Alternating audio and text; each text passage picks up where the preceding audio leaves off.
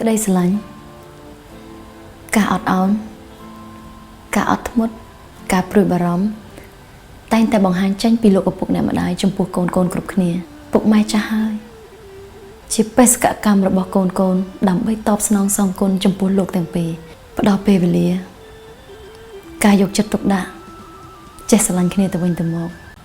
គឺជាវត្ថុបំណងតែមួយគត់របស់លោកទាំងពីរ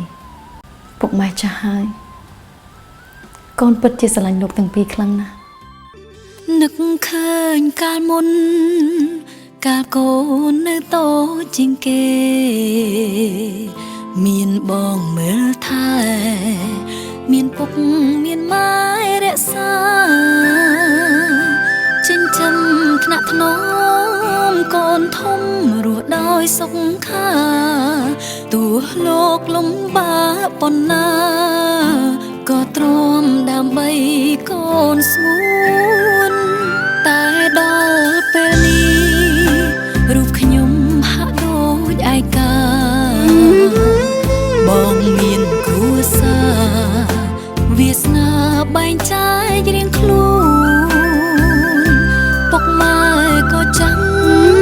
សុខភាពលោកមិនមុំនួនកូនមិនសូវថែទួនរវល់រៀងខ្លួនផ្លេចគ្រាកូនឡ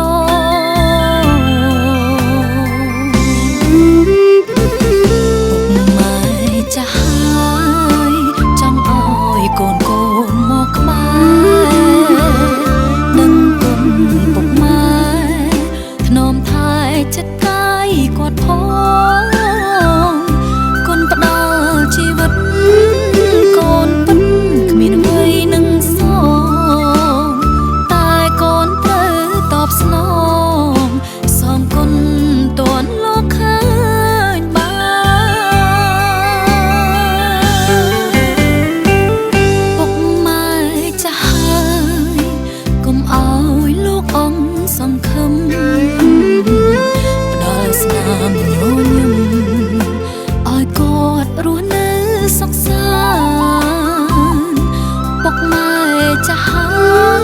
យគួរគិតលោកទេ